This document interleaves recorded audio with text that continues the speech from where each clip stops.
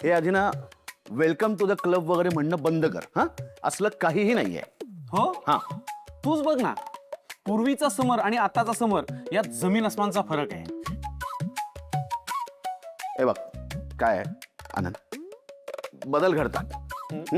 बदल घडतात कारण change is the only constant. ओ हा, ऐक ना, तू ना हे शाळेच्या फळ्यांवरचे विचार मला सांगू नकोस. हा, तूच बघ, तू एवढ्या वर्षात बदलला नव्हतास, पण स्वानंदीशी लग्न झालं की लगेच बदललास.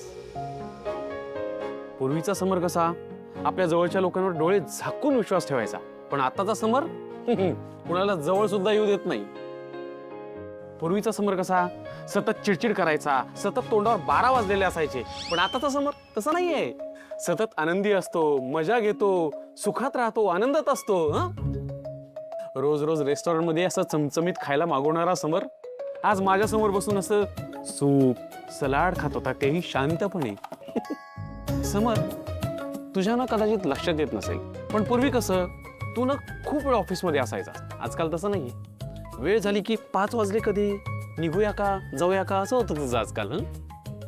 पूर्वी कसं तू रविवारी सुद्धा मीटिंग करायचास, आता कसं आहे रविवारची सुट्टी घेतो हा समर. नाही, अर्थात चांगली गोष्ट आहे, त्यामुळे आपल्या स्टाफला सुद्धा जरा सुट्टी मिळते.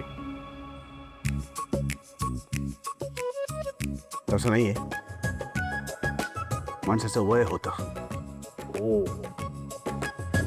नाही नाही, तू काही करणार दे, पण वस्तुस्थिती ही आहे की तू घरी असतोस, तुला घरी लवकर जायला आवडतं, घरी राहायला आवडतं, घरच्यांबरोबर वेळ घालावा असं वाटतो.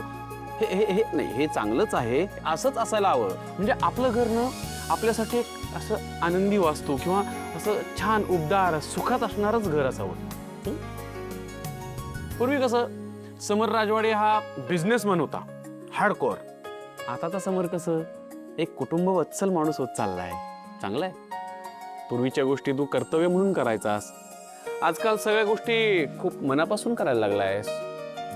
आणि या सगळ्यासाठी कुठेतरी स्वानंदी वहिनीच जबाबदार आहे. नाही, चांगलं आहे हे, याच गोष्टींची गरज होती तुला. नाही नाही, मला नाही पटत.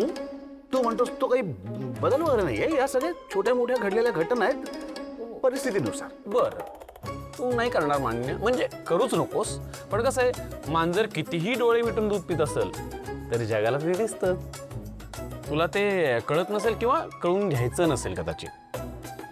हा, पण आता आम्हाला जे दिसतंय जाणवतंय, आम्ही जे पाहतोय ते तुलाही लवकर कळावं हीच इच्छा.